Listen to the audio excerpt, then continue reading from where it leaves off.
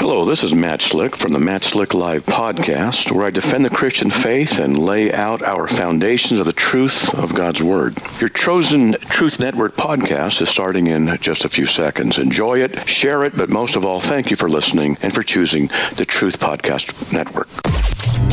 This is the Truth Network. The heart of every man craves a great adventure, but life doesn't usually feel that way. Jesus speaks of narrow gates and wide roads, but the masculine journey is filled with many twists and turns. So how do we keep from losing heart while trying to find the good way when life feels more like a losing battle than something worth dying for? Grab your gear and come on a quest with your band of brothers who will serve as the guides in what we call the masculine journey. The masculine journey starts here now. Welcome to the Masculine Journey. We are glad that you're with us this week, and we are not that far away from boot camp, are we, Robbie? No. I guess I could say yes. It's about a month and a half, 2 months. Yeah, but that goes by so quickly. It does. You know, next thing you know, it's going to be almost Thanksgiving, which will mean boot camp time. Yeah, when you see those pumpkins popping out, think boot camp. Pumpkins are popping out now. That's what I'm saying. Yeah. Drive past the stands every day, you know, pumpkins for sale. But yeah, November 18th through 21st, go to masculinejourney.org to register. We'd love to have you there. And I know God's got some great things for you. I don't know what that is, but I know He does. And He's just waiting on you to be there. And so we are starting to fill up. Men are kind of slow sometimes to respond and to decide what they're going to do, but have a lot of faith that God will have just exactly who He wants at this boot camp, and hopefully that includes you. So please go register right after this show. Which this show, we're going to help you, with that, because it's about listening. It is. If you haven't registered, you might take the hint. That's true. Today's show's topic is what makes you listen.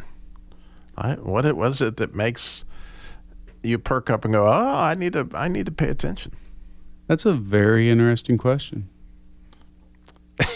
That's all I got. Well, fortunately for us. Are we in a listening competition or something? Because nobody's saying it. It kind of looks that way. Fortunately for us, we have Danny. And Danny has listened and come up with a good clip to kind of get us cranked off here. Yeah, crank us off there, Danny. Oh, my goodness. Yeah.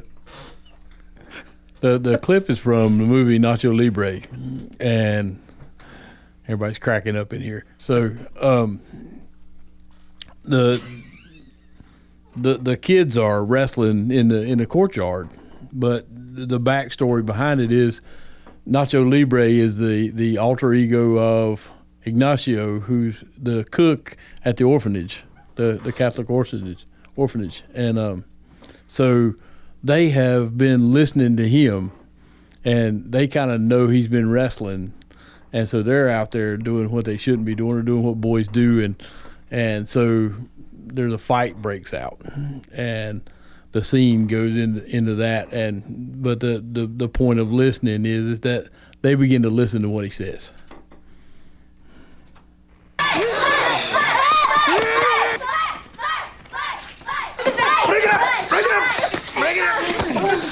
What's wrong with you?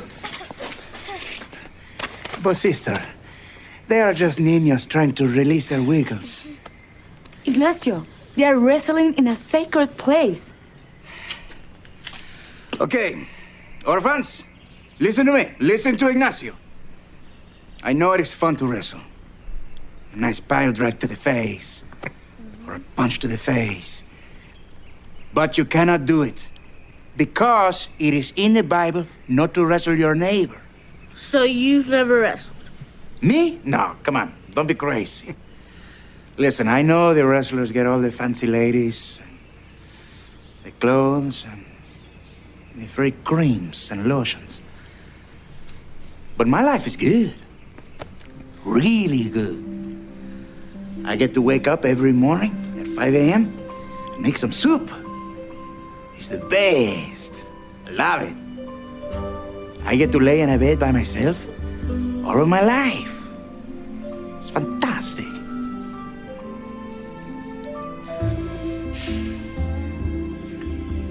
Look, Go away. Read some books. So, Danny, what was it about that clip? Well, there are several things. The children obviously respect Ignacio because he's quite a character, but they respect him because he's an adult. But what you hear out of his heart is that he's not really listening to his heart. And there's been many times in my life I've not listened to my true heart because he's telling you his life is good, but he doesn't like getting up at 5 a.m. making soup. He does it, and so. But the listening part of it is, and we talk a lot about it at boot camp. Is God give you a new heart, and there are desires in there that He gave you. I don't know whether it's being a wrestler or not, but before someone else says it, I have dressed up once as Nacho Libre. It was for the creams and the lotions. It was for the It was the Lord, but listening to your heart and what God's desires put in you is kind of what made me think about that. Is that that's who you truly are, and it's scary sometimes, because He says you're favored, you do have what it takes, and sometimes I don't know that I believe that. So. Mm-hmm. Yeah, I think we need to kind of go back to last week's topic for a second, just to revisit, because last week's topic was the difference between hearing and listening, right? And so if you're hearing, you may not be listening. And that what we're talking about, what makes you listen, pay attention to try to understand what somebody's saying, not just to shake your head and kind of get through the conversation, but to really listen intently, to try to comprehend. Right? And so what are those things that make you listen? You can talk now if you guys want. Well, since it was, kind of my idea to do the topic. The topic that... Well, I was and have been for a while studying the 119th Psalm, and the Hebrew sages had come down in the hey section, which the hey is expression, and so it has everything to do with listening, and talked about that they felt like the two things that made people listen were love and respect, or love and fear. That, the fear of the Lord is the beginning of wisdom. So, is when you hear the kids listening to Nacho, in this case, that they have some respect. And so, the clip that came to my mind was from Hacksaw Ridge, and actually this is one of two compilations that we have. So we hear the beginning of the clip. It's Smitty really abusing Desmond Doss because he won't carry a gun in battle. To say he won't fight is not accurate, I think, as you'll see later on, because, Smitty attacks him. He asks him some questions, but he doesn't have ears to hear anything that he has to say. And he does it in public, and he does it in front of a bunch of guys, and so whatever posing's going on. But then you'll hear it move to a scene where they've had a common enemy. They've come into battle together, and actually Desmond Doss has just saved his life without a gun. In other words, he jumps a Japanese soldier who's got a machine gun that's going to kill him. But he jumps him without a gun, saves his life. And now all of a sudden, Smitty's got that respect, and he's got that ability to listen, and the situation's different. What you got there, Desi? You know what that is? Just seems kind of small. It's half the Bible for half the man. For Pete's sake, Smitty, give him back his Bible. I remember speaking to you. So how come you don't fight? You think you're better than us? No. But what if he was attacked? Whoa! Say it like that. Bible says to turn the other cheek, don't it? Yeah, see, I don't think this is a question of religion, fellas. I think this is cowardice. Why the hell are you still here?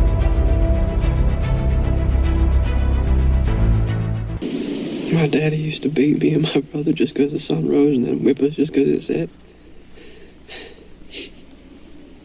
I could take that. But when he would do it to our mama... Get away from me, woman!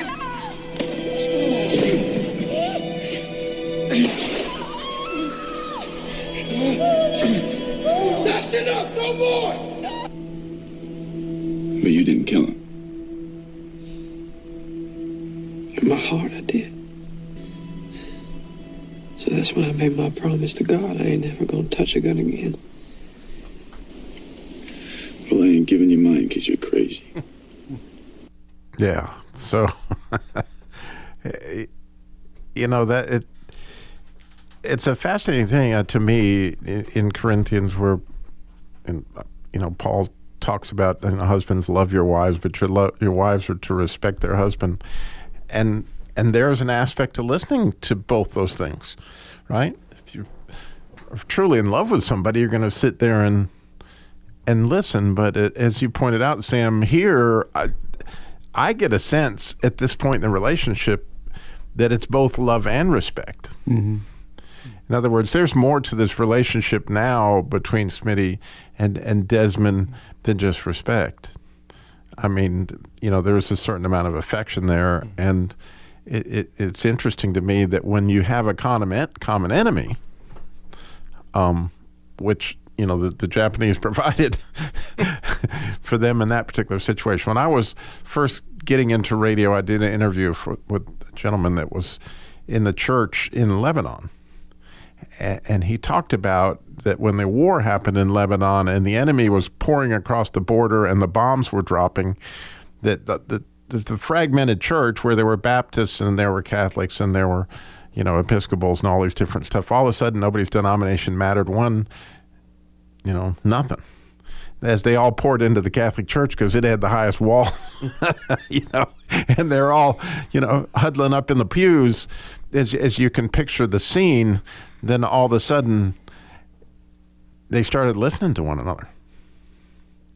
And the result is you begin to listen is then you end up with this love and you end up with respect.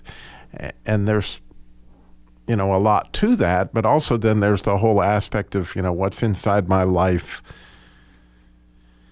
How am I living in such a way that the people around me would listen to me, that would respect me, but also that they would love me, So there's some aspect of those two things that I really have been just processing over the last couple of weeks as we came out with this topic of, how are these two connected to how do I listen? Yeah, I think it definitely is easier to listen when you're invested in the relationship. Now, that's not always true between husband and wife. We'll come back and talk a little bit about that, but it is in this love and respect type of situation when someone doesn't feel loved, they don't act out in respect, and when someone doesn't feel respected, they don't respond in love. And so this is a crazy cycle that's been described. Go to masculinejourney.org to register for the boot camp coming up November 18th through 21st. What if one weekend wasn't up to you, that you could go and God would orchestrate it all? Masculine Journey Boot Camp, basic training designed to give men permission to be how God made them, passionate warriors for the kingdom. Based on John Eldridge's Wild at Heart, experience 4 days purpose for God to come after and perhaps reawaken dreams and desires He uniquely placed in your masculine heart. Fall Boot Camp coming up November 18th through the 21st. Go to masculinejourney.org and register today. Hi, this is Sam with Masculine Journey. I'm here with my son Eli. We're going to talk about ways that you can help support the ministry. One way, you can go to smile.amazon.com. Go to smile.amazon.com. There's information on our website there on how to do that. You can go to facebook.com and click the donate button, or you can go to masculinejourney.org and find the donate button. masculinejourney.org. Or if you want to mail something in, mail it to P.O. Box 550, Kernersville, North Carolina, 27285.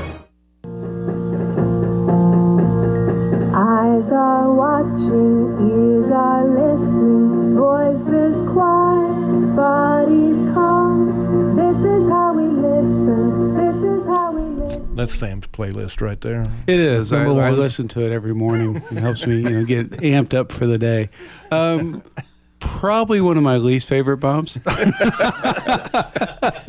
I picked it, I think it's just it's such like a nursery rhyme kind of thing. It is from like a little kid's classroom, But everything she says there is accurate. You listen with your eyes, you listen with your ears. You listen with your body being still. Right? Those are all keys. we talked a little bit last week. I can have, Robbie, the relationship that, my son will come home and he'll be talking about his day at work. And if I don't pause the TV, I won't listen. I like to kid myself that I'll listen, but I'll hear at best, but I won't really be listening. And so I have to actively pause the TV, turn, look at him, and listen in order to really comprehend. Otherwise, it's just, yeah, yeah. Kind of like, sometimes we do with spouses and significant others. Dan Allender, actually in this week's podcast with Wild at Heart, made a phenomenal point that I hadn't thought about until you just pointed out, that we listen with our eyes. Mm-hmm. That when we masked humanity over the last couple of years, and this is not a commentary on mass, it's just commentary on how you listen, that a lot of what we read are in facial expressions, and for what he was saying scientifically as a doctor, that your mind reads facial expressions in nanoseconds as to how something is being delivered is how you listen. Mm-hmm. And so as we've masked, we've certainly, taken away a certain amount of the expression of what it is. So, from my standpoint, when I teach, and sometimes, and I teach at a church that everybody's wearing masks, but I want to, I don't want to rob anybody of the experience of seeing, what it is I'm trying to express. Because how can I do that with a mask on? Yeah, I've noticed in doing client meetings, with masks on, one, I have to be a lot more intentional about shortening the information, because without having, yes, you have eye contact, but you can't see each other's lips. It makes it a lot harder. Absolutely. To have that conversation. And humor really doesn't work well when you're wearing a mask most of the time, because they can't see you laughing, or can't see, It doesn't work well on the radio either. I've told that for people for years. Robbie, why do you laugh at your own jokes? Because I've got nobody else laughing. Somebody's got to laugh here. Otherwise, there's no humor. Rodney laughs with you. Yeah, he does. Every somewhere. week. Yeah, he does. Rodney's always laughing, aren't you, Rodney? He's laughing over there now. Going to go ahead and go to another clip. This is actually a clip Robbie put together for me today of two clips from the same movie called Seabiscuit. And when I saw the movie the first time, these 2 points really stood out to me. And what you have at the beginning in the first part of the segment is you have the key guy, Charles Howard. He owns a car company. He's getting into horse racing. He's looking for a trainer. And he happens upon this guy he's looking for named Tom Smith, who is setting out in the woods trying to nurse a horse back to health. And I want you to listen, to that conversation. And then later on, once they're a team along with the jockey, there's a little bit of a shakeup in it. And the trainer's words come back to kind of haunt him a little bit, or kind of put it in perspective would be a better way to say it. And so I want you to listen to it, and we're going to come back and talk about it. Charles Howard. Tom Smith. Nice to meet you, Tom. What's in his bandage? Oh, that's hawthorn root. It increases circulation. Will he get better? Already is, little. Will he race? No, not that one. So why are you fixing him? 'Cause I can. Every horse is good for something. He could be a cart horse or a lead pony, and he's still nice to look at. You don't throw a whole life away just 'cause he's banged up a little.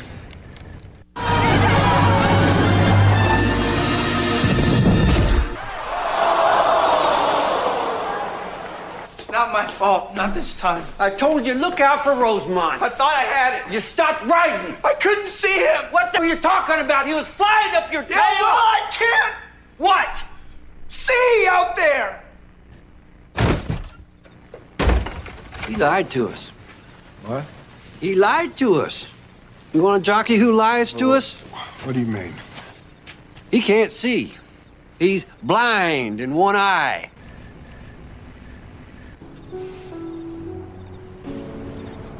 It's fine, Tom. It's fine. Yeah, it's fine. You don't throw a whole life away just because it's banged up a little bit. Good night.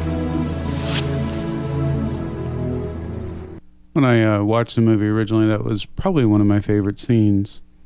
Just because you have, Tom, who, when he's dealing with horses, has all this grace and compassion and sees the value of the life, right? But when it feels a lot more personal and it's on an individual basis, that stuff wants to go out the window. The enemy wants that stuff to go out the window.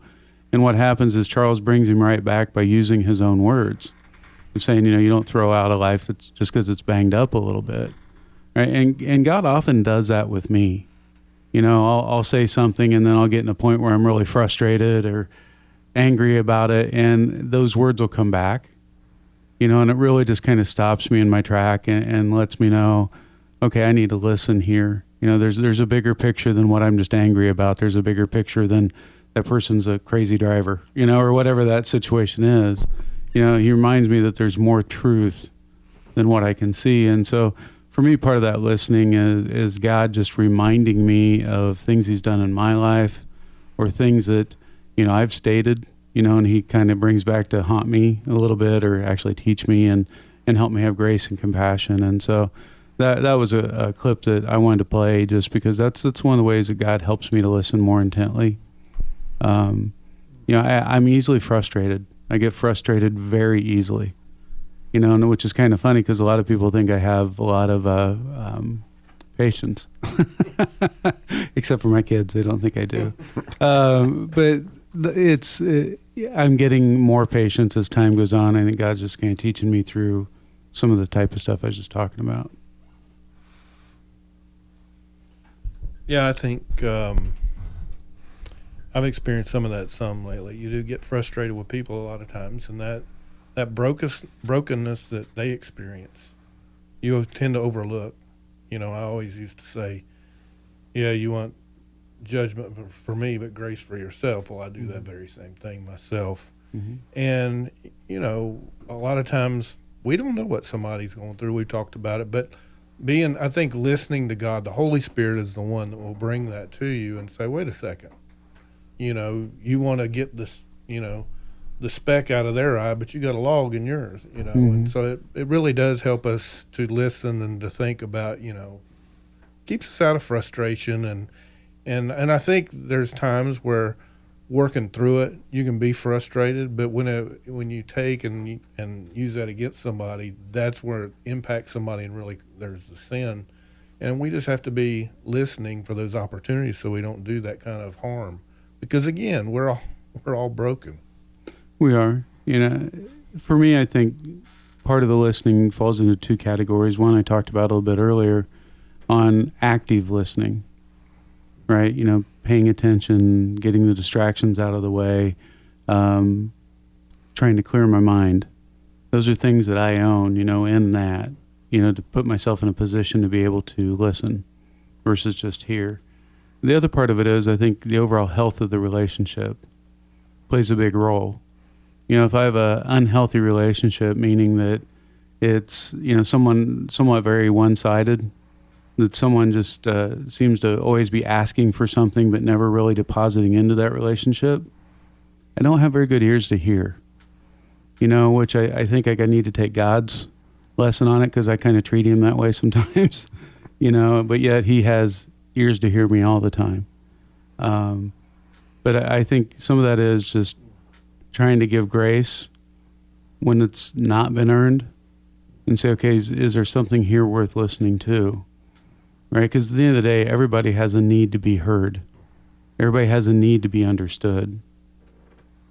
Right? And that's just a choice. I don't have to agree with them. I can understand people without agreeing with them. Right, and I think that sometimes we get that backwards. We think because if we understand, it means we're going to have agreement. I used to talk to my son about the reasons why he didn't want to clean his room. I can understand why he didn't want to clean his room, but I didn't agree with him. He's going to clean his room.